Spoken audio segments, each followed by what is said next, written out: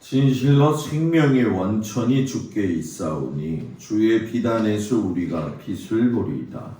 주를 아는 자들에게 주의 인자하심을 계속 베푸시며 마음이 정직한 자에게 주의 공의를 베푸소서. 하나님은 영이시니 예배하는 자가 영과 진리로 예배할지니라. 아멘. 419장 찬양합니다.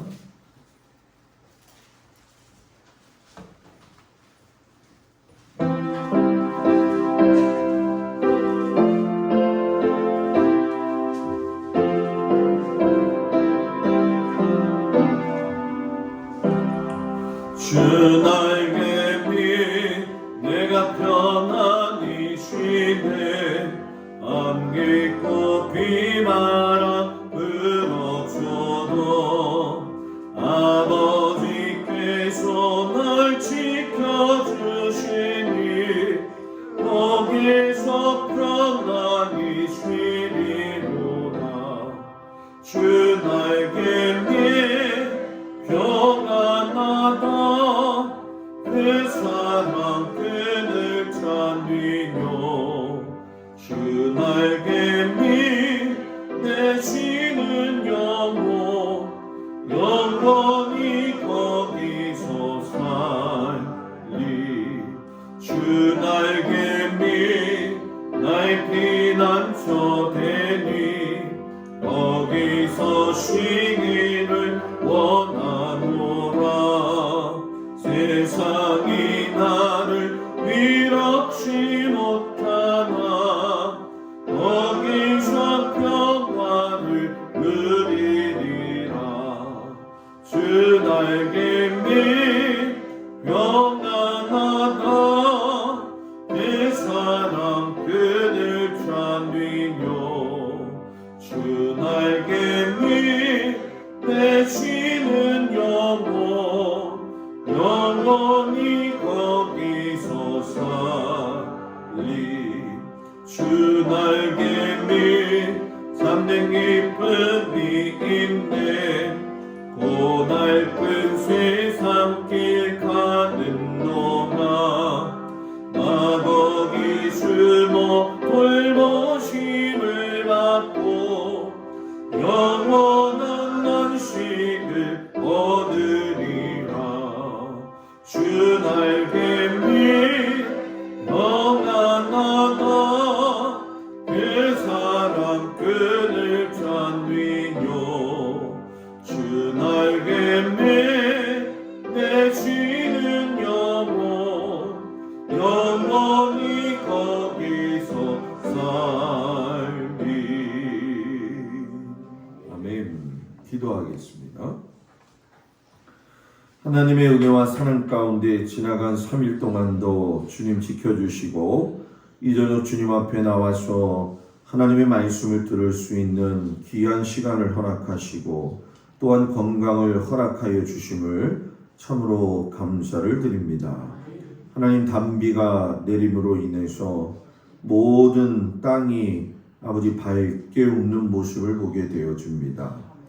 때를 따라서 시기에 적절하게 하나님께서 은혜를 내려 주셔야 되겠는데 하나님 우리의 마음속에 우리의 생각과 우리의 방법과 우리의 또한 노력으로 인한 죄가로 하나님 자연도 무너지고 있는 이 현실 앞에서 하나님 앞에 회개의 기도를 드립니다. 하나님께서 모든 것들을 원만하게 하시고 정상적으로 회복시켜 주시옵시며 가물어 메마른 땅에 단비를 내리셔서 아버지 땅의 소산물도 살아나고 성도들의 영혼도 살아날 수 있는 은혜 주시기를 간절히 기도하고 원합니다. 하나님께서 주신 이 인생을 단 한 번 살아가라면서 어떻게 의미를 가지고 하나님 앞에서 바르게 살 것인가 늘 고민하고 늘 기도할 수 있는 믿음의 사람이 되기를 원합니다. 그냥 시간 따라 흘러가듯이 아무 생각 없이 그냥 사는 것이 아니라 마음을 모으고 정성을 모아서 하나님을 생각하고 또 하나님께 영광 돌리고 또한 이웃과 성도들을 살피고 서로 간의 마음에 상처를 주지 않고 하나님 앞에 온전히 새겨진 그 말씀을 따라서 서로에게 용서를 구하고 서로에게 최선을 다해서 믿음 생활할 수 있도록 하나님 함께 해주시기를 원합니다. 가장 이 땅에서 살 적에 내 모습이 어떠한지를 잘 모르고 사는 것이 제일 불쌍한 줄 저희들이 알고 있사오니 아버지 하나님 우리의 눈길을 들어서 남을 보지 않고 나 자신을 먼저 보고 나의 들불을 먼저 깨어서 빼고 하나님께 믿음으로 살아가기에 부족함이 없게 하시고 우리의 입술로 아버지 하나님 죄짓지 않고 살 수 있도록 우리의 모든 혀와 생각과 마음을 지켜 주시옵소서. 모든 하나님의 말씀이 예수님에게 집중되어져 있고 또 예수님은 죄인된 우리를 구원하러 오셨는데 죄인단 자로서의 삶을 아버지 하나님 구원받아 하나님 백성 되었사오니 다시는 죄 가운데로 걸어가지 아니하도록 겸비하며 살 수 있는 은혜를 허락하여 주옵소서. 어렵고 힘이 들 때마다 주님 바라보게 하여 주시옵시고 속이 타는 여러 가지 마음의 아픈 현실이 있다 할지라도 우리의 눈을 들어 하늘의 하나님을 바라보며 믿음을 가지고 걸어갈 수 있는 저희들 되어지도록 하나님께서 도우시고 인도하여 주옵소서. 특별히 쉼이 있어야 되겠사오니 모든 성도들에게 쉼을 허락하시고 피곤치 않게 하시고 고단치 않게 하여 주옵소서. 오늘 귀한 말씀 듣는 성도들 위해 하나님의 크신 은혜와 크신 사랑이 함께 하시기를 간절히 예수님의 이름으로 기도드렸사옵나이다. 아멘. 하나님 말씀 보도록 합니다. 하나님 말씀은 디모데 후서 3장 16절에서 17절 말씀. 디모데 후서 3장 16절 17절 말씀 다 찾으셨나요? 다 같이 한 목소리로 봉독합니다. 모든 성경은 하나님의 감동으로 된 것으로 교훈과 책망과 바르게 함과 의로 교육하기에 유익하니 이는 하나님의 사람으로 온전하게 하며 모든 선한 일을 행할 능력을 갖추게 하려 함이라. 아멘. 할렐루야. 우리 옆 사람하고 인사합니다. 만나서 반갑습니다. 비가 내려서 좀 좋지요? 그래서 오늘 하루는 쉴 텐데 또 비가 끝이면 또 바빠진다고들 하시더라고요. 내일은 놀러 가느냐고 바쁠 거고 갔다 와서 이제 또 일들이 많을 텐데 하여튼 간에 요즘 우리 성도들 많이 피곤하겠지만 늘 하나님을 마음에 품고 살기를 주의 이름으로 축복을 드립니다. 다 같이 따라서 해볼까요? 성경이 인생의 답이다. 믿습니까? 뭐 성경을 보면 볼수록 느끼는 것 중에 한 가지는 사람이 잘 살려면 하나님 말씀을 잘 따라서 살아야 돼요. 그게 성공하는 거죠. 수억 수천을 가지고 있어도 남한테 인정 못 받으면 그거 얼마나 불쌍한 사람이에요. 그렇게 생각 안 하세요? 저는 그렇게 생각해요. 뭐 우리 장로님 권사님들 앞에서 제가 피레미인데 피라미인가? 피레미죠, 그죠?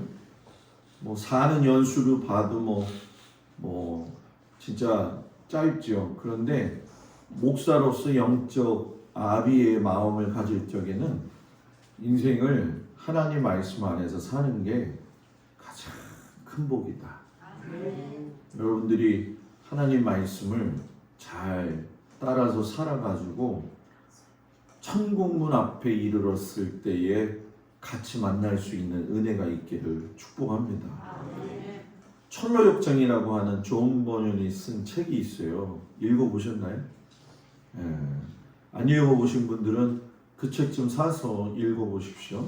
제가 아마 이 가을 좀 지나서 이 존 버년의 철로역정만 가지고서는 또 여러분들한테 좀 성경 말씀을 근거로 해서 좀 새로운 시각에서 말씀을 좀 보려고 해요. 그러니까 존 버년이 누구래? 이러지 말고 존 버년의 철로역정, 요즘은 만화라도 나와 있고요. 어르신들 보기에도 좋은 책이고 그렇습니다. 그래서 목사님 나 볼게요 그러면 저한테 사달라고 해주세요. 제가 돈이 없어가지고 제 돈으로 사줄 수 없고 해가지고서는 준비할 테니까 여러분들한테 여하튼 많은 도움이 되기를 축복합니다. 오늘 우리가 같이 볼 말씀은 성경 사이에서 메시아로 오시는 예수님에 대한 그 이야기가 어떻게 이사야가 이야기했고 미가라고 하는 선지자가 이야기했는지를 좀 말하고 싶어요. BC 8세기에 BC 4세기까지 거의 한 400년 정도의 기간 동안에 보게 되면은 아모스부터 시작해서 호세아 그리고 이사야, 미가 그리고 신구약 중간 시대 들어가기 직전까지 이 말라기가 활동을 하죠. 하나님의 기적의 역사가 막 일어나고 선지자들을 통해서 계속 북이스라엘과 남유다를 이야기하시면서 그들이 회개하고 돌아오기를 원하시는 그 하나님의 궁극적인 목표는 뭐냐 하면은 예수 그리스도를 이 땅에 보낸다라고 하는 걸 가르쳐주고 싶어 하시는 거죠. 그래서 말라기의 선지자의 말씀이 말라버렸을 때, 그래서 말라기예요. 말라버렸을 때 400년 동안 하나님의 말씀에 이상이 전혀 보이지 않았지만 이미 하나님은 구약 아브라함 시대부터 하나의 이야기만 얘기하는 거예요. 그건 뭐냐? 내가 너희들을 위해서 예수 그리스도를 이 땅에 보낼 것이다 라는 얘기죠. 그래서 예수님도 마태복음 26장 56절에 예수님이 사역을 마감하실 때 뭐라고 고백을 하시냐면은 이렇게 된 것은 다 선지자들의 글을 이루려 함이라 이렇게 얘기하세요. 그러니까 선지자들이 말한 것이 나고 내가 왔으니까 다 이루어졌다 이 이야기를 하는 거죠. 그래서 성경이 왜 인생의 답이냐 하면 예수님을 통해서 피조물인 우리가 창조주 하나님과의 관계 회복을 하는 말씀이에요. 분명히 알아야 될 건 하나님과의 관계 회복이 왜 중요하냐? 사람과의 관계 회복에서 시작이 되기 때문인 거예요. 십자가가 이렇게 생겼잖아요. 그죠? 그죠? 십자가의 의미는 수평으로는 이웃과의 관계 회복, 수직으로는 하나님과의 관계 회복이에요. 어떤 사람은 하나님하고의 관계 속에서 자기가 신앙생활 잘한다고 생각하는 사람들이 있는데 그러면서도 사람과의 관계 속에서 전혀 이해심도 없고 관계가 이게 안 좋은 분들이 많아. 제가 목회하면서 느끼는 건데. 비전이 있다고 얘기하는데 사람하고는 안 좋아. 또 어떤 사람은요 사람하고는 되게 좋아. 교회만 오면 아주 노느냐고 환장해. 얘기하느냐고. 그런데 관계를 사람하고에만 집중한 나머지 하나님하고의 기본적 관계를 무시해요. 그래서 그런 사람들은 백발백중 여러분 어떻게 되는 줄 아세요? 시험 들어서 신앙생활 중간에 그만두게 됩니다. 좀 미안한 얘기지만 기독교 신앙생활을 할 적에 저도 그렇고 여러분들도 그렇고 위기가 없는 건 아니에요. 살면서 한 번씩 나락에 떨어지고 두 번씩 세 번씩 내가 왜 예수를 믿어야 되느냐 이런 후회를 할 때가 저도 있고요. 여러분들도 있어요. 그런데 이것 때문에 사는 거예요. 이것 때문에. 어려워도 일어나야 될 이유는 바로 이거죠.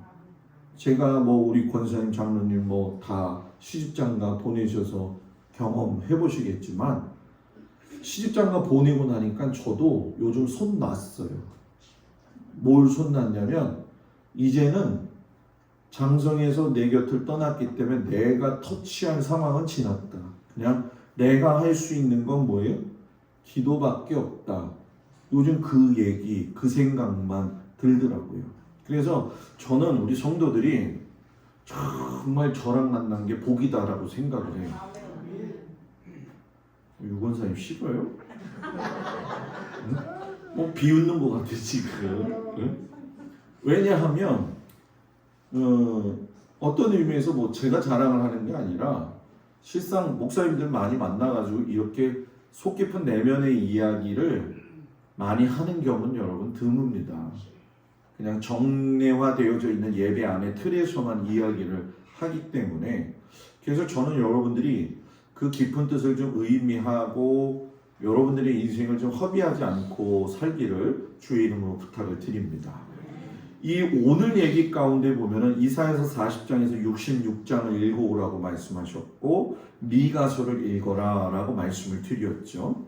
이 내용에는 이사야가 미래에 대한 이야기를 하는데 미래에 대한 이야기가 메시아가 오신다는 얘기예요. 그리고 미가를 통해서는 두 도시, 쉽게 설명하면 그 당시 이스라엘 백성들이 남유다 왕국의 수도였던 예루살렘, 제사장 나라의 법을 유지시킬 수 있는 좋은 도시였는데 이들도 죄를 짓잖아요. 그리고 또 하나는 북이스라엘의 사마리아라고 하는 그 도시도 많은 죄를 졌죠. 실상 도토리 키재기인 것 같지만은 사마리아 같은 경우에는 엄청나게 큰 죄를 많이 지었죠. 그렇다고 해서 예루살렘이 완벽했느냐? 그거는 아니라는 거죠. 여러분 이 이스라엘을 딱 반으로 나눴을 적에 모든 종교의 중심은 예루살렘이에요. 그래서 종교 예루살렘 이렇게 했을 적에 우리나라 사람 성공하면 어디로 보내야 된다? 서울로 보내야 된다라고 하는 것처럼 예루살렘으로 가는 게 출세하는 거라고 생각을 했어요. 그런데 미가가 아무리 그래봤자 예루살렘도 죄지었고 그리고 사마리아도 별 볼 일 없다. 왜? 메시아는 예루살렘에서 오는 것도 아니고 사마리아에서 오는 것도 아니고 어디서 온다? 베들레헴에서. 베햄 이거 얘기하는 거 아니에요? 예? 여기서 오는 게 아니라는 거예요. 네? 베들레헴에서 온다는 얘기죠. 그래서 공간을 보면 예루살렘과 사마리아가 나오고 이사야가 강력하게 이야기하고 이제 미가가 확인시키는 말씀을 해요. 그래서 우리가 The Bible is one story of Jesus 이렇게 얘기하는데 이게 뭐냐면 성경의 모든 하나의 스토리는 예수다. 이 얘기거든요. 예수의 십자가의 이야기가 다 들어있어요. 그래서 누가복음에도 보게 되면 이에 모세와 모든 선지자의 글로 시작하여 모든 성경에 쓴 바 자기에 관한 것을 자세히 설명하시니라. 자기에 관한 것. 여기서 자기는 조근자 원사님 자기가 아니라 누구네 자기? 예수님 자기.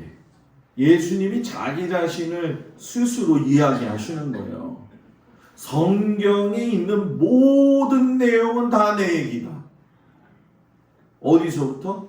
처음부터 마지막까지. 그래서 여러분 성경을 자세히 보면 참 이 눈이 빨리 떠져야 될 게 뭐냐 하면 구약 성경은 있는데 왜 이렇게 복잡한 거야? 뭐 제사법은 제사법대로 힘들고 사람 이름은 너무나도 많고 족보 이야기 나오면 그 사람이 그 사람 같고 이걸 왜 우리가 읽어야 되는가라고 생각하지만 아담이 죄지었을 때에도 하나님이 그를 살리는 방법 속에는 예수 그리스도가 오실 것을 표징하고 있고 모세가 홍해를 걷는 것도 우연의 일치가 아니라 예수 그리스도를 통해 가지고서는 물세례와 더불어서 성령 세례를 받는 방법까지도 연결되어져 있고 그 이전에 아브라함과 그리고 이삭과 야곱과 요셉의 인생 가운데에서도 하나님께서 말씀하시는 건 너의 후손 가운데에서 메시아가 나와서 결국은 온 만물을 이 세계 만물을 구원하시겠다라고 하나님의 깊은 뜻이 있어요. 그래서 선지자들이 나라가 멸망되어져 가는 상황 속에서 이게 굉장히 중요한 이야기인데 과거 이야기를 담은 당시의 현실 이야기를 해요. 당시의 현실 이야기를 담은 미래 이야기를 해요. 자, 이 얘기를 좀 쉽게 설명을 하면 이거예요. 어제는 과거였죠. 그죠? 어제는 어제였잖아요. 어제는 과거였는데 그 과거 속에서 계속 미래를 얘기한 게 현재가 되잖아요. 그리고 이 현재는 또 과거가 되어지면서 또 미래를 이야기하는 거죠. 그러니까 신앙생활에 굉장히 중요한 것 중에 한 가지가 뭐냐면 내가 지금 이렇게 살다가 죽는 게 중요한 게 아니에요. 죽는 건 똑같아요. 그런데 어떻게 살다가 미래에 내가 하나님 앞에 섰을 때 어떤 모습으로 설 거냐 이게 정말 중요하다는 거예요. 어떻게 쓸 거예요? 어떻게? 이 모습 이대로 가지고 가서 쓸 건가요? 아직도 이 심술보를 못 떼어가지고 있는 내 모습을 바라보면서 이것도 좀 떼야 되지 않을까? 하나님 앞에 갔는데 그냥 심술보가 다 있다고 생각해요. 여러분 물론 하나님이 우리가 그렇게 부족하기 때문에 천국에 딱 갔는데 아유 참말로 넌 왜 왔냐 이렇게 하진 않으시겠지. 제가 이제 한번 유머로 이야기했잖아요. 그냥 한국은 교회들이 잘 싸우잖아요. 그래갖고 어떤 권사님이 죽어가지고선 천국문 앞에 갔더니 베드로가 문 앞에 지키고 있으니까는 베드로한테 나 천국에 들어가야 돼요. 당신 이름 없는데? 있어요. 나 예수 잘 믿었다니까. 또 싸우려고 그러는 거예요. 그러니까 베드로가 어디서 왔어요? 저 한국 저기 그 인천에 동막교회에서 왔어요. 쫙 쳐다보더니 맨날 싸웠구만요. 그러더라고요. 맨날 싸웠구만. 여러분 이 일이 일어납니다. 그래서 잘 살아야 된다는 거예요. 아멘. 잘 삽시다. 네. 이사야를 통해서 미래 얘기인데 결국은 이 땅에 오실 메시아 예수님에 대한 말씀이죠. 실상 여러분 바벨론에 의해서 남유다가 아직은 끌려가지 않는 상황이에요. 그런데 이사야는 바벨론에 끌려갈 것도 이야기하고 바벨론에서 귀환할 것도 이야기를 하는데 자, 이 말씀이 이사야서 42장 1절 3절이 이사야를 통해서 예수님을 이야기해요. 내가 붙드는 나의 종 내 마음에 기뻐하는 자 곧 내가 택한 사람을 보라. 내가 나의 영을 그에게 주었은즉 그가 이방의 정의를 베풀리라. 누가? 예수가. 예수는 외치지 아니하며 목소리를 높이지 아니하며 그 소리를 거리에 들리게 하지 아니하며 상한 갈대를 꺾지 아니하며 꺼져가는 등불을 꺼지 아니하고 진실로 정의를 실행할 것이며. 누가? 예수가. 그럼 우리는 누구? 우리는 누구? 우리는 누구? 그렇죠. 내가 붙든 너, 내 마음에 기뻐하는 너, 내가 택한 너를 보니 내가 너에게 영을 주었는데 너는 이방에 원한을 베풀고 그는 외치지 아니하고 목소리를 댔다 소리 지르고 그 소리를 거리에 들리게 크게 얘기하고 상한 갓대는 더 꺾어서 뿌리까지 뽑아버리고 꺼져가는 등불은 더 끄고 난 다음에 완전히 꺼버리더라. 그렇게 살면 안 된다는 거지.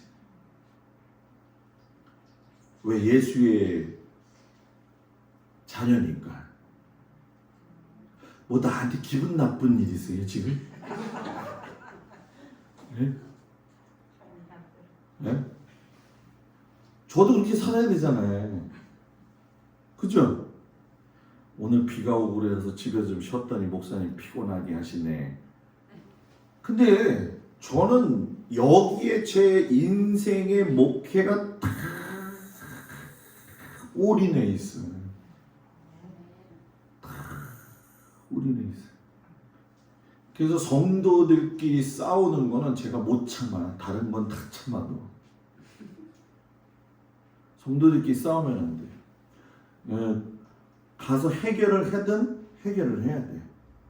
하도 저쪽 교회에서 싸우고 그러니까 제가 삼자대면 시켰잖아요. 그래가지고 저는 한 사람이 기절해가지고 우황청심원 먹여서 깨어나긴 했지만 우황청심원 먹어도 또 싸우려고 하더라고. 그래서 제가 그랬어. 생각하기에 우황청심원은 저럴 때 안 먹이는 게 좋겠다. 왜? 또 일어나니까. 괜히 힘줘가지고 살릴 필요가 없다. 네? 여러분 마태복음 3장 17절에 하나님이 예수님에 대해서 이야기하세요. 하늘로부터 소리가 있어 말씀하시되 이는 내 사랑하는 아들이요 내 기뻐하는 자라. 누가 이야기하신 거예요? 하나님이. 자, 예수님이 저와 여러분을 이는 내 사랑하는 아들이요 이는 내 사랑하는 기뻐하는 자니라. 예수님이 날 보고. 자, 옆 사람 보면서 당신은 예수님이 사랑하는 아들이요 당신은 예수님이 기뻐하는 자녀요.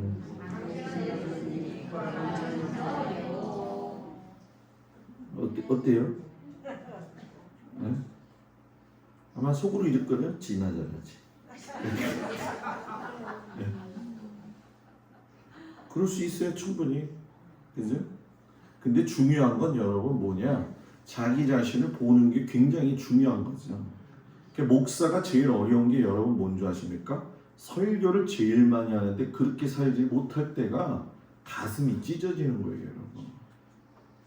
가슴이 찢어지는 거예요. 여러분들은 새벽기도 매일 안 나와도 괜찮잖아요. 그죠? 뭐 조금 좀 그러긴 하지만 근데 지난주인가 제가 너무 피곤해가지고 분명히 일어났는데 6시야. 근데 여러분들은 그래도 그냥 편안히 자잖아. 근데 저는 아이고 오늘 못 나가서 어떡하지. 그날 하루가 굉장히 무거운 거예요. 굉장히 무거운 거예요. 월요일 아침은 얼마나 좋은지 몰라요. 자는 거예요. 누가 뭐라고 해도 자고. 근데 이게 사이클이 4시에 돼 있어가지고 알람이 안 울어도 4시 반 되면 눈이 떠져. 그리고 월요일 날 한번 나왔더니 아무도 없더라고요. 네? 어쩔 수 없는 것 같아요. 제가 뭐 권사님들 뭐 저기 막 새벽기도 안 나온다고 핀잔하는 게 아니에요. 여러분 혹시나 또 오해하지 마세요. 아셨죠? 집에 가서 그냥 목사님이 나한테 얘기했다. 이제 우리는 그 정도 신앙은 넘어가야지. 내 얘기를 하고자 위에서 얘기한 거예요. 집에서 잠잘 때 얼마나 기도 많이 하고 주무시겠어요. 네? 이사야가 미래 이야기를 하면서 세례 요한이 등장할 거다. 근데 그 세례 요한을 세례 요한이라고 하지 않고 메시아가 오기 전에 누가 등장한다? 누구요? 엘리야. 예? 엘리야를 먼저 보낸다고 그랬잖아요. 그죠? 그 엘리야가 온 사람이 누구예요? 세례 요한. 그죠? 유대인들은 지금도 엘리야가 안 왔다고 생각을 해요. 예수님이 변화산에서 모세하고 누구 만났어요? 엘리야. 모세하고 엘리야 만났잖아요. 그죠? 이스라엘 사람들이 제일 존경하는 세 사람. 모세, 엘리야, 다윗. 요 다윗. 세 사람을 제일 존경하거든요. 근데 엘리야. 진짜 엘리야가 오기를 기다리는 거죠. 근데 엘리야는 이사야가 이야기했을 적에 누구냐? 세례 요한이었다는 거예요. 그러니까 큰 그림을 보여주는 거죠. 그림 속에는 메시지가 있어요. 항상 그런 거예요. 성경을 볼 때도 마찬가지예요. 큰 틀을 보는 게 우리는 지금 큰 틀에서 조금 들어간 걸 보는 거예요, 여러분. 그리고 제가 만약에 강해를 시작하게 되면 큰 틀에서 중간 들어갔다 중간에서 뭐예요? 들어가는 거죠. 교회에서 산 뒤를 보면은 와, 밤이 열렸네. 큰 그림 중에 밤만 보이는 거죠. 그 밤 따라 들어가서 목이 뜯기면 그건 뭐예요?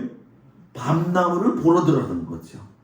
밤나무에서 떨어진 밤을 주우려다가 숲을 속에 떨어진 밤알을 주우면 더 깊이 들어가는 거죠. 뱀 보고 뛰쳐나오긴 하겠지만 그런 거하고 똑같은 거예요. 성경을 폭넓게 봐야 된다는 거죠. 그래서 이사야를 통해서 하나님은 그 시작이 세례 요한이 나올 것을 이사야서 40장 3절에서 이야기해요. 외치는 자의 소리에 이르되 너희는 광야에서 여호와의 길을 예비하라. 사막에서 우리 하나님의 대로를 평탄케 하라. 그래가지고 세례 요한이 뭐라고 했어요?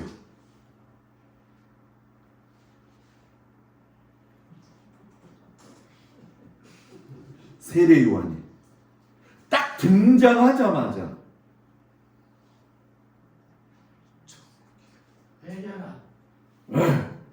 지금 아주 재미있어요. 장로님은 천국이 가까이 왔다. 장로님은 회개하라. 우리 장로님들은 이것도 협력을 잘해. 회개하라. 천국이 가까이 왔다.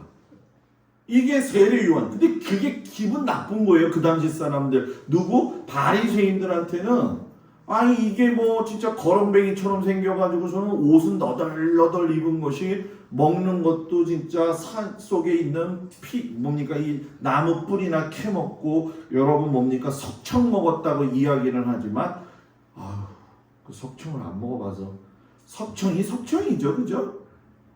석청이 어디서 나오는 거예요? 돌. 우리나라에서는 구하기 어렵죠. 석청 한번 먹어보세요. 기가 막힙니다. 그래서 제가 그랬어요. 세례 요한이 잘 버티고 살 수 있었던 건 이 석청이다. 단 떨어지면 그거 먹으면 되고 미네랄 떨어지면 그거 먹어도 되고 근데 꿀물 타먹어도 되고 저렇게 타먹어도 되고 석청이 몸에 무지 좋거든요. 근데 맨날 그거 먹고 나가서 하는 말이 뭐예요? 회개하라. 천국이 가까이 왔느니라. 아주 그냥 미친 듯이 얘기하는 거예요. 미친 듯이. 왜? 회개하라 천국이 가까웠다라고 하는 건 뭐냐면 예수님이 오실 거기 때문에 회개해야 되고 너희는 예수님이 옴으로 인해서 천국을 누리게 될 것이다. 이 얘기인데 예수님도 오시자마자 하신 말씀이 뭐예요?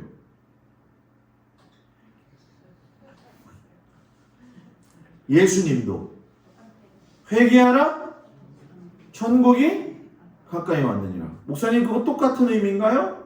아니요. 세례 요한은 회개하라. 왜? 예수님이 올 거니까.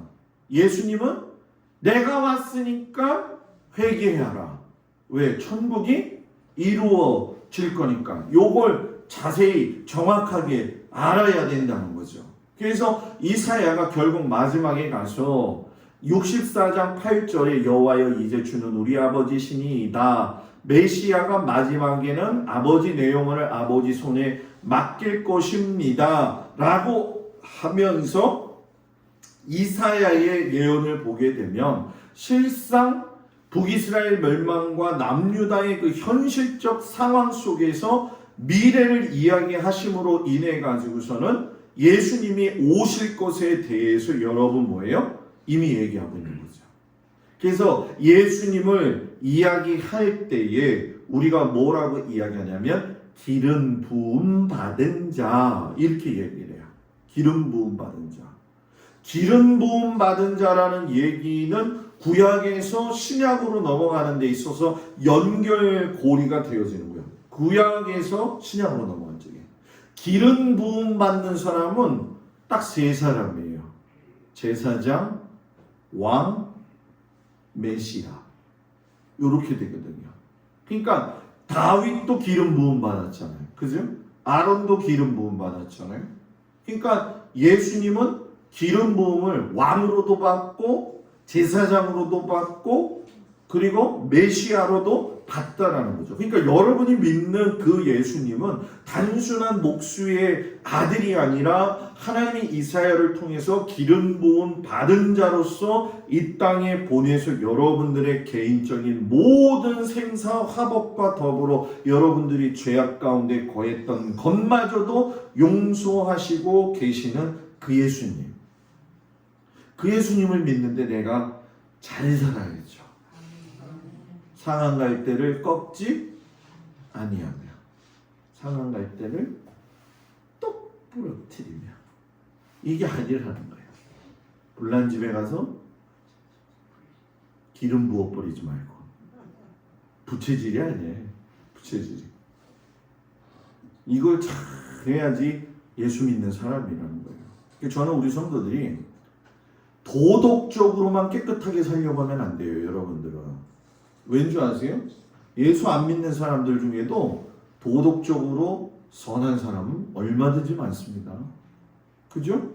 연말 돼 보십시오. 예수 안 믿는 사람들이 불우이웃 돕는다고 이렇게 척하고 내잖아요. 그죠? 그 사람들하고 우리하고 다른 이유를 분명히 살아내야 될 이유가 있어요. 그래서 용서가 힘든데 용서해야 되는 거고. 요번에 제 후배가 와서 그 아버님 돌아가셨는데 제가 제천에서 그 목회했을 때 얼마나 그 목사님하고 사모님 때문에 힘이 들었는지 그 후배도 알거든요. 그래서 제가 그 후배한테 얘기했어요. 내가 야 저기 선교사님들 공부시키러 갔더니 그 원수는 외나무 다리에서 만난다고 어떻게 거기서 만났다. 그러면서 내가 용서했다 그 목사님. 그랬더니 저보고 그러더라고. 형 어떻게 용서를 했어? 알거든요. 제가 어떤 일을 당했는지. 아, 형 어려운 결단했네. 이러더라고요. 저도 똑같은 사람이에요. 저도 똑같은 사람이라는 거예요. 과정이 얼마나 힘들겠다는 거예요. 그래서 여러분 나이가 든다고 해서 철이 드는 건 아닌 것 같더라고. 그죠? 어때요? 맞는 것 같아요? 다른 것 같아요?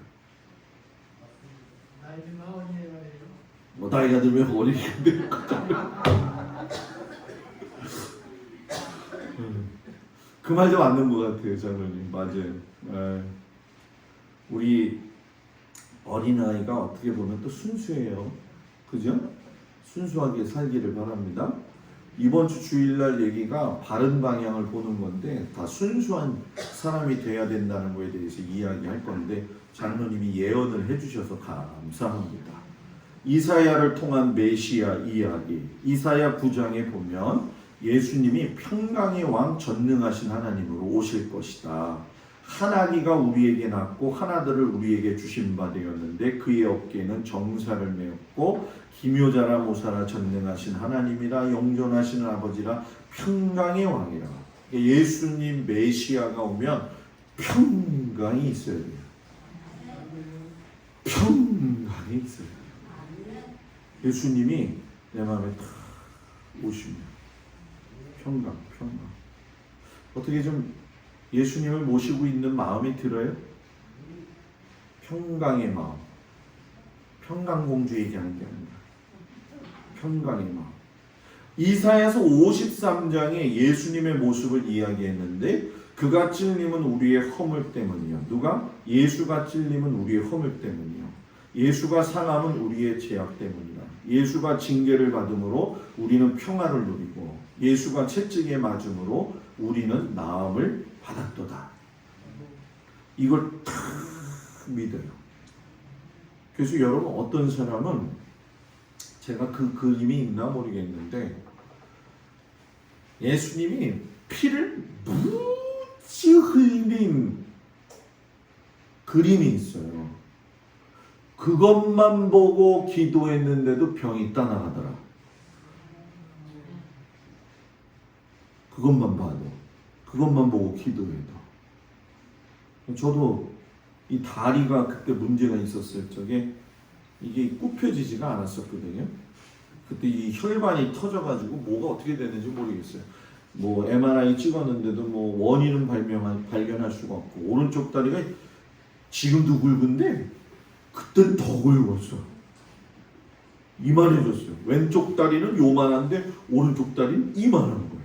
이쪽 다리는 새 다리, 이쪽 다리는 코끼리 다리. 그래가지고 못 찾아요. 그거를 빼가지고서는 퇴원을 했는데 그때 엄청나게 교회에서 스트레스 받을 때거든요.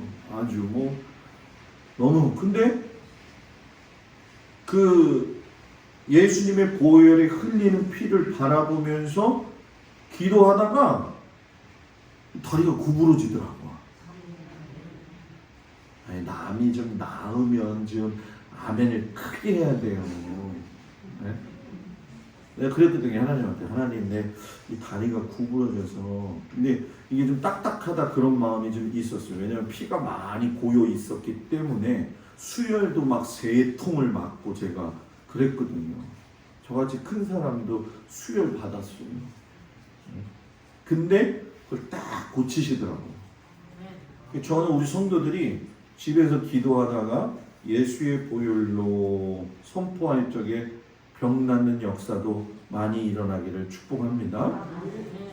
기름 부음, 제가 이야기했죠. 기름 부음 받은 자라는 뜻은 그리스도라고 하는 뜻이고 메시아로서 헬라어로 이야기하면 크리스토스. 성경에는 제사장 아론이 기름 부음을 받았고 다윗이 3번의 기름 부음을 받았고 메시아도 기름 부음을 받는다.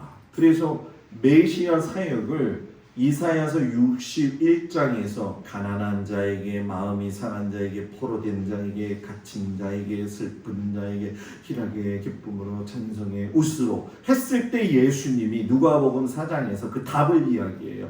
복음을. 누가? 가난한 자에게 복음을. 여기서 물질적 가난이 있기 전에 영혼의 가난함. 심령이 가난한 자는 뭐라고요? 뭐라고요?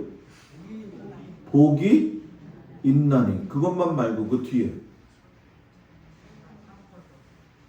복인 가난한 심령이 가난한 자는 복이 있나니 저희가 천국을 볼 것이요. 복음이 천국이잖아요. 마음이 상한 자에게 고침을. 제가 좋아하는 찬송이 유권사님 저거예요. 마음이 상한 자를 고치시는 주님, 하늘의 아버지, 나의 주관하소서. 연습하세요. 다음에 한번 부르게. 네? 우리 교인들도. 저는 그 찬송 부르면 너무 은혜를 받아요. 집에서 유튜브로 한번 찾아보세요. 마음이 상한 자. 야, 우리 목사님이 좋아하는 찬송이래 하고 집에서 한 100번씩 들으면 다음에 여기서 할 때 잘할 수 있어. 그 찬송 부르면 너무 은혜가 돼요. 너무 마음에 평화가.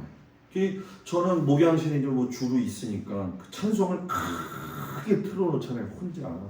유원사님 시끄러워서 힘들 거예요. 또 그 찬송을 부르면 그냥 속이 얼마나 시원한지 몰라요.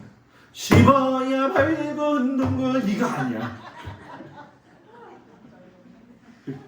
이거 부른다고 해가지고 해결이 되는 게 아니야. 야야야. 내 나이가 어때서 그거 아니야. 찬양을 불러야 돼. 찬양. 그 차 타고 가도 찬양 부르고. 아멘. 포로된 자에게 자유를. 이건 생각의 포로, 육신의 아픔의 포로, 영혼의 포로. 이거는 이제 우울증부터 해가지고 모든 그 정신적 상태에 놓여 있는 것까지. 그 성경에 보면 예수님이 7 귀신 들린 이 마리아, 막달라 마리아도 고치시고 하잖아요, 그죠? 삭개오를 내려가서 그 집에 들어갔다는 건 삭개오 그 자체의 문제가 있는 게 아니에요. 삭개오가 그동안 받았을 상처. 아유, 저 인간 집에 왜 들어가라고 했을 적에 예수님은 그 삭개오를 불쌍히 여기시고 삭개오의 마음을 알았다는 거지. 당신이 생각하는 믿음은 뭡니까? 7월 첫째 주에 설교할 적에 그 얘기가 나와요. 네? 어떤 모습으로 믿음 생활하고 있느냐. 네? 갇혀있는 자에게 도움을 주고 슬픈 자에게 뭐라고요? 위로를 주며. 슬픈 자한테는 가면은 말할 필요 없어요. 이번에도 뭐 토요일 날 그 후배가 와서 너무 오래간만에 만나서 껴안았어요. 월요일 날 피곤하지만은 또 가가지고서는 화요일 날 발인을 한다고 그래서 가서 그랬더니 눈물을 흘리면서 형 와줘서 고마워요. 그래가지고서 또 아무 소리 안 하고 그 후배도 등치가 크거든. 근데 좀 살이 많이 빠졌더라고. 근데 저만 해요. 저보다 약간 더 쪘었는 아니 그런 얘기할 필요 없겠다. 응? 껴안고 뭐 다른 얘기 할 필요 없어. 그냥 탁 껴안고 아휴 그래 아버지 여태까지 어머니도 암으로 돌아가셨고 둘째 동생도 암으로 죽었어요. 셋째 동생이 지금 시청에서 일을 하고 있어요. 서울시청에서. 한 번도 와가지고 어머니도 못 보내드리고 동생도 못 보냈던 그 큰아들. 토요일날 가려고 준비 다 해놓은 상태에서 아버지가 안 돌아가신데 그날 딱 돌아가시니까 제가 그랬어요. 야 그래도 이번에는 아버지는 보내드리는 거 가는구나. 그래 감사하게 생각하자. 슬프면 가서 아무 소리 할 필요 없어. 그냥 껴안아주면 되는 거야. 껴안아주면 되는 거야. 아휴 얼마나 힘들어. 그봐 내가 힘들 줄 알았어. 약 올리는 것도 아니고 가만히 있으면 되는데. 예? 여러분 누가 아프고 누가 힘들잖아요. 나도 그만큼 아플 때가 있다는 걸 기억하세요. 100마디 말로 필요 없어요. 그냥 가서 손 한 번 잡아주면 되는 거예요. 아니 아내도 손잡고 젖은 손이 애초로 살며시 부르면서 성도들 하고의 관계 속에서 손 한 번 못 잡아요? 아 그렇게 인색해서 되겠어요? 자 옆 사람 손 좀 붙잡아봐요. 손 좀 붙잡아봐요. 네?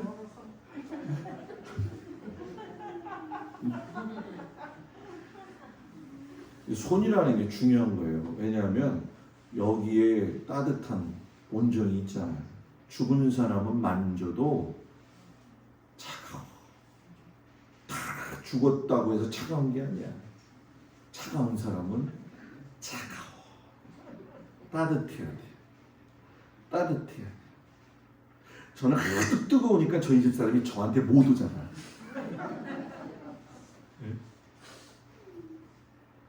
미가를 향해서 두 도시를 비판하죠. 북이스라엘의 수도 사마리아, 남유다의 수도 예루살렘. 야, 미가가 얘기하는 게 뭡니까? 여기에 있는 모든 지도자들, 여기에 속해 있는 거짓 예언자들, 너희들이 자랑하는 전통, 너희들이 자랑하는 신앙 유산, 너희들이 자랑한다고 하는 율법 준수, 그게 중요한 줄 아냐? 메시아는 예루살렘에서도 오지 아니하고 사마리아에서도 오지 아니하고 유대 땅 작은 베들레헴에서 온다. 베들레헴의 뜻이 뭐죠? 떡집, 빵집이에요. 빵집. 그러니까 예수님이 빵집에서 오신 거예요. 빵집. 말씀이 육신이 되어 우리 가운데 거하시네. 말씀을 먹으면 너희가 영생하리라. 빵집에서 빵 대신 예수님이 오셔서 빵이 생명의 빵이 되니까 생명의 빵을 먹으면 생명이 사는 거죠. 그 생명의 빵 예수님을 빵 소리가 너무 크다. 사마리아의 수가성 여인도 만나고, 그죠? 삭개오도 만나고, 지나가던 사마리아의 성의 문둥병 환자들도 만나고. 제가 지금 사마리아 얘기를 계속하는 건 다음 주에 연결되어지기 때문에 그렇다는 거예요. 그러니까 진짜 큰 자는 너희가 자랑하는 데서 오는 게 아니라는 거예요. 우리가 큰 교회 다니는 사람들은 여러분 자기 뭐라고 해야 될까요? 자기에 대한 뭔가 우월성을 생각할 때가 있어요, 여러분. 뭐 예를 들어서 서울의 큰 교회 몇 사람들도 제가 만나서 이야기도 해보지만 내가 큰 교회 이름만 대면 아는 교회예요, 여러분들. 나는 그 교회 다닌다고, 그 교회에서 찬양대하고 있다. 아니 그럼 우리 동막교회에서 찬양대하면은 그 교회 찬양대하고 다르나? 달라요, 안 달라요? 안 다르죠. 그러니까 다음 주까지 유영희 권사님한테 찬양대를 지원하라는 거예요. 네? 집사람이 같이 좀 도와가지고 좀 해보려고 지금 생각 중에 기도 중에 있거든요. 그죠? 잘하진 못해도 준비는 해야 되잖아요. 그죠? 여러분들 우리가 그냥 천상의 화음의 목소리를 내기를 원하는 건 아니에요. 그죠? 그러니까 이번 주까지 좀 기도하면서 하나님 내가 찬양대원, 물론 지난번에 찬양대원들 하시는 분들도 있죠. 근데 다시 다짐을 하면서 하나님 내가 찬양대원 좀 되겠습니다. 수요일날 예배 끝나고 아마 30분 정도 연습도 할 건데 집에 빨리 가야 되는데 그것도 하나님 앞에 내려놓고서는 좀 연습하겠습니다 하는 사람 손 들어보세요 라고. 손 들어보세요. 네? 손 내리세요. 그럼 다 한다는 거예요? 네? 할 사람은 손 내려보세요. 다 한다는 얘기네. 어떡하지? 이거세요? 네? 그냥 이 자리에 일어나서 그냥 성가대하고 그래야 되겠네. 네? 여러분, 내가 찬송 부를 수 있을 때 찬송 부르는 것도 복입니다. 찬양대, 음치면 어때요? 그거 태어난 천상이 그런 걸 하나님도 다 이해하셔요. 네? 그 은혜교회에 있을 때 제가 전도사였는데 그 권사님 이름을 모르겠어요. 그 권사님이 조근자 권사님처럼 그렇게 백발이에요. 백발.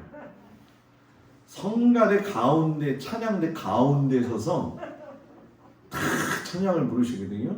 얼굴이 하얘. 머리도 하얘. 얼마나 멋있어요. 빨간 루즈를 탁 칠해가지고 하얀 얼굴에 하얀 머리에 빨간 게 움직이는데 얼마나 잘하는지 몰라. 세상에서 나는 모든 걸 하나님 앞에 드린다. 그 마음 가지고 목사님 나는 은퇴했어요. 은퇴는 하나님 나라 가야지. 은퇴요. 거기 가면은 또 다시 은퇴가 아니라 회복이야. 또 거기는 찬양대원이 무지 필요하거든. 천국 여러분 가면 찬양밖에 안 합니다. 하나님이 설교하시겠어요? 찬양하다가 그냥 스랍들이 날아다니면서 거룩하다 여러분들도 가면은 거룩하다 이것만 할 거거든요. 하세요. 하라고 할 때 하세요. 그냥 목사님이 이렇게 하라고 할 때는 하는 게 복이에요. 네. 참 어떡하냐. 우리 손현옥 집사님은 PPT가 아니어야지 이거 하는데. 응? 안다 하고 PPT 가면 되겠다. 응? 하면 좋아요. 할 수 있을 때 하세요. 예루살렘은 통일 이스라엘 때 다윗 왕이 지었죠. 남유다 시드기야 왕 때 완전히 박살났어요. 여기 640에서 770이라고 하는데 공식적인 건 한 830m예요. 우리나라에서 830m면 별거 아니잖아요. 그죠? 그런데 이스라엘은 그게 굉장히 높은 산이에요. 바벨론에 의해서 완전 멸망.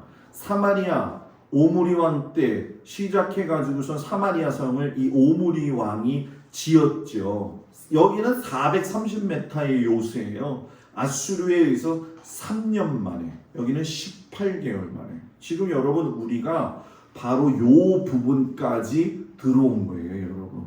벌써 반이 온 거예요, 그죠? 근데 이제 역대하도 봐야 되겠고 요나도 봐야 되겠지만 여기 통일 분열 시대 남유다 왕국 남왕국 유다 해가지고 바로 여기 직전을 지금 우리가 하고 있어요. 이제 조금 있으면 포로 시대로 들어가고 포로 기한 시대로 들어가게 되어지죠. 그래서 이런 것들은 여러분들이 원하시면 이거를 카톡으로라도 보내드리든지 아니면은 복사해서 여러분들 성경책에 집어넣으면 성경 읽을 때 도움이 참 많이 되겠죠. 그죠? 그죠? 카톡으로 보낼까요? 복사를 할까요? 둘 다 할게요. 예루살렘 건축을 했을 때 다윗이 시온 산성을 빼앗았고요. 그러니까 쉽게 설명하면은 지금의 예루살렘 성전이 있는 그 성전이 원래 성전터가 아니었고 여러분이 잘 아는 아브라함이 이삭을 만졌던 모리아산이에요. 그리고 다윗성은 그 옆에 있어요. 그래서 그 성을 만들어 가지고서는 잠깐 이리로 갔다 오면 이렇게 성전을 만든 거였죠. 그런데 이 성전을 만들고 나서 시온 산성이라고 이야기해요. 그래서 우리가 찬양 부를 적에 시온의 영광이 빛나는 아침 어둡던 이 땅이 밝아오네. 시온을 뭐로? 피로. 예루살렘을 죄악으로 건축했다. 그래서 성전 앞에 보면 기드론 골짜기가 있는데 기드론 골짜기는 굉장히 그 옥토가 좋습니다. 근데 기드론 골짜기 딱 지나게 되면 뒤로 가면 흰놈의 골짜기가 있어요. 뭐라고요?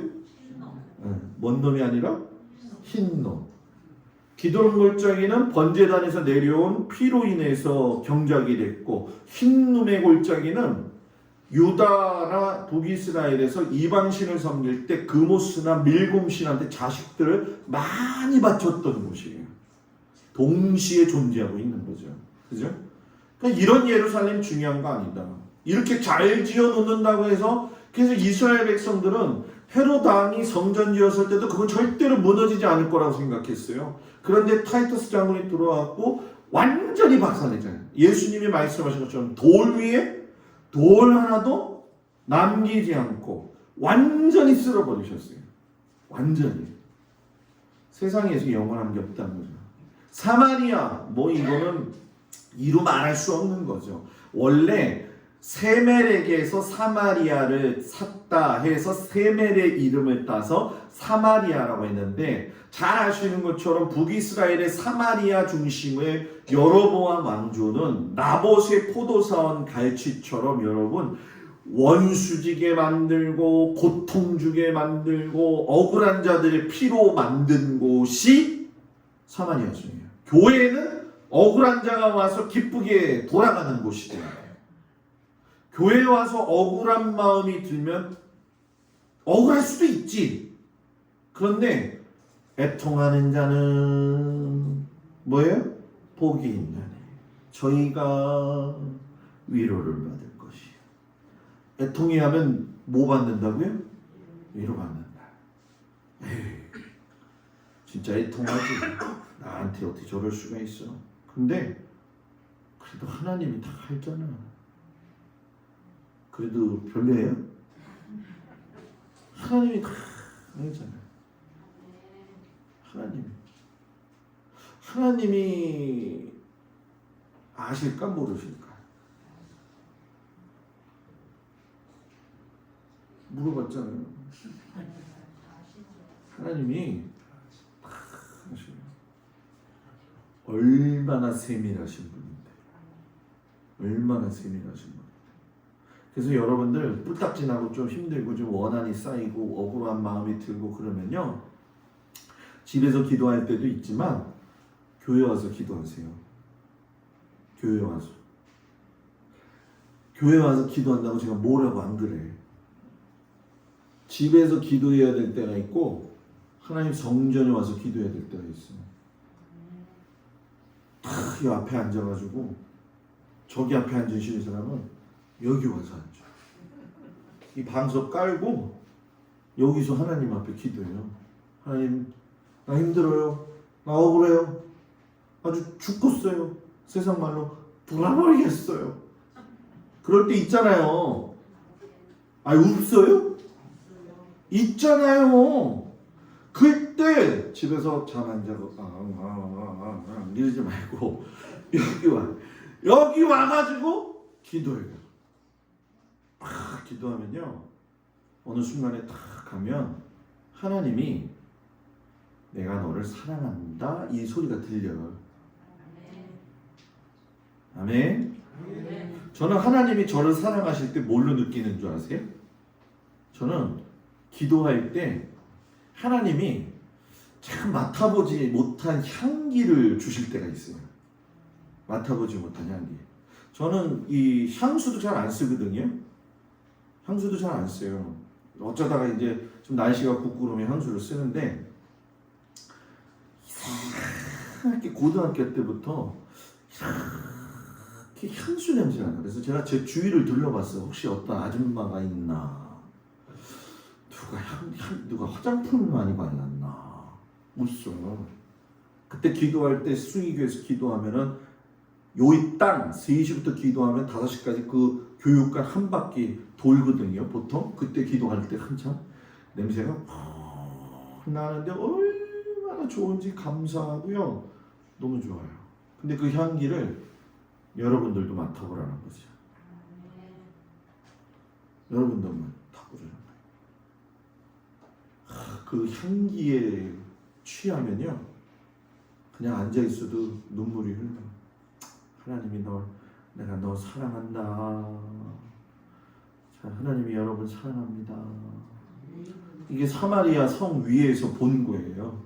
사마리아 성. 아까 예루살렘 성하고는 비교했을 때 좀 허접한 기분이 있지만 그래도 제가 찾아본 것 중에서는 이게 평가하기엔 제일 나아요. 그래서 미가가 베들레헴을 이야기할 적에 목동 다윗에 대한 이야기를 하게 되어지는데, 다윗이 시편 23편에 여호와는 나의 목자시니 내게 부족함이 없으리로다. 여러분 나발을 도왔잖아요. 그죠? 나발의 양을 다윗이 지켜줬는데 나발한테 얻을 거 먹으러 갔다가 디게 나가지고 와가지고 나발 죽이러 간다고 다윗이 갔다가 나발 부인이 그냥 뭐예요?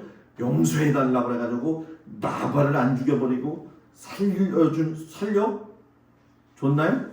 줬다가 그냥 죽게 됐잖아요. 그죠? 아비가일. 그렇죠. 네? 아비가일. 사람이 많아서 목사도 사람인지라. 그래갖고 이 목동 다윗을 보면서 예수님을 어떤 마음으로 보셨느냐? 하나님께서 자기 양떼를 지키는 이 다윗의 모습에서 너처럼 양을 돌보면 내 백성들을 맡길 수 있다. 예수님이 그 목동이라는 거죠. 그 목자라는 거예요. 그래서 예수님은 이렇게 방목하고 계시는 것 같지만 방목이 아니에요, 여러분. 다 알아요. 눈빛만 봐도 알고요. 뒤에서 걸어가는 모습만 봐도 알고요. 얼굴만 봐도 알고요. 말하는 것만 봐도 알아요. 목사도 알아요. 저를 보는. 주일날 최영희 권사님이 눈이 떠릉떠릉 저 뒤에서 그냥 떠릉떠릉 쳐다보는 거예요. 그냥. 나는 잘 잤거든. 근데 그날 떠릉떠릉 쳐다보고 있는 거예요. 제가 기도하러 갔죠. 그랬더니 목사님 나 오늘 너무 은혜를 받아가지고 떠렁떠렁 쳐다봤대. 그래서 제가 그랬어요. 잘 쳐다봤어요, 권사님. 떠렁떠렁 쳐다보니까 좋더만요. 그때 목사님한테 이야기 꼭 하고 싶었다는 거예요. 내가 일주일 만에 한 번 와서 예배 드리는데 하나님 앞에 어떻게든 자지 말아야지 해가지고서 졸리면은 다리를 꼬집어 가면서 떠렁떠렁 했다는 거예요. 그래서 내가 그랬어요. 권사님 요즘은 다 떠렁떠렁 해도 잤더라. 우리 한덕수 씨가 오래간만에 왔잖아요. 거기도 그냥 들어오면은 나오더라고, 덕수 씨는. 나는 그거 이해해, 충분히. 근데 우리 권사님들, 뭐 목사님 그러면 잠자면은 추한 거죠. 추한 걸 내가 얘기하는 게 아니라 그렇게 피곤해도 주님 앞에 온 여러분들이 하나님 눈에 얼마나 이뻐 보이겠어. 그러니까 잘 때 앞으로만 구부려 그냥. 맞습니다, 주님. 옆으로만 가지 말고 이렇게 쓰러지지만 말고 앞으로만. 그럼 받는 저도 은혜 받아. 열심히 아멘 해주시는구나. 그래서 목사는요, 양을 돌보는 마음이 있어야 돼요. 그래서 다윗을 왜 하나님이 기뻐하셨냐? 제사장 나라의 충성도를 높이는 통치를 했기 때문에. 그래서 공공성 회복, 목적성 회복, 법칙성 회복, 변동성 회복, 계승성 회복. 이건 여러분 제가 설교를 수요일 설교 2개 올리잖아요. 그죠? PPT도 올리고 육성도 하잖아요. PPT 보면요 아주 다양하게 이걸 제가 하는 원고까지 볼 수 있게 녹화를 하는 거예요, 여러분들. 그러니까 바쁘더라도 조금만 보시고요. 미가는 결국 다윗이 제사장 나라를 해서 예루살렘 건축을 해가지고 베들레헴에서 예수님이 태어나셔서 예루살렘은 새 예루살렘으로서가 아닌 예루살렘 다윗의 혈통을 이어서 내가 천년의 모범을 보이겠다라고 이야기를 했고, 미가는 이것에 대해서 비판하게 하면서 예수님이 오셔서 베들레헴에서 탄생되시면서 예루살렘에서 승천하시고 새 예루살렘은 여러분 뭐예요? 예수님이 오실 때에 이 땅에 다시금 내려온다는 거죠. 새 예루살렘성. 예루살렘 예루살렘 저 거룩한 성아. 끝까지 듣고 싶죠? 다음에 여러분 새 예루살렘 왔을 때 우리 거기 같이 가기 바랍니다. 결국 우리가 이 800년 후에 사마리아를 예수님이 사랑하시잖아요. 그래서 사마리아 사람이 어떤 도둑에 의해서 아픈 사람, 그 병든 사람을 여간에 데려다 주고서는 그걸 고치신 이야기도 하시죠. 그리고 사마리아 나병 환자들이 걸어갔을 때에 9은 도망가고 이방인이었던 사마리아 나병 환자 한 사람만 와서 예수님한테 감사하다고 이야기했죠. 사마리아 여인, 수가성 여인, 그 여자는 남편이 5이었는데 그 여자도 예수님이 사마리아 사람이었는데도 사랑하셨죠. 그러니까 결국 예수님은 사마리아, 이 북이스라엘이 멸망되어지면서 완전히 파헤쳐진 그 불쌍한 사람들까지도 결국은 다 품에 안으신 거죠. 그래서 이런 찬송이 있잖아요. 주 품에 품으소서. 권사님 알아요? 그것도 연습해요, 권사님. 네, 그것도 할 거예요. 그래서 여러분들 주님의 이 사랑을 가지고 믿음으로 잘 사는 우리 귀한 성도들 되기를 주의 이름으로 축복을 드립니다. 기도합니다. 하나님, 예수님의 마음을 가지고 우리가 살 수 있는 은혜를 허락하여 주옵소서. 예수님 이름으로 기도합니다. 아멘. 할렐루야. 옆 사람 보고 인사 나눕니다. 샬롬. 당신의 미소와 인사는 보이는 복음입니다. 아멘. 내일 소풍 갑니다. 소풍 가는데 그 강호순 권사님은 조금 체하신 게 좀 저기 하셔가지고 그랬고, 김천영 성도가 좀 갈비가 다쳤어요.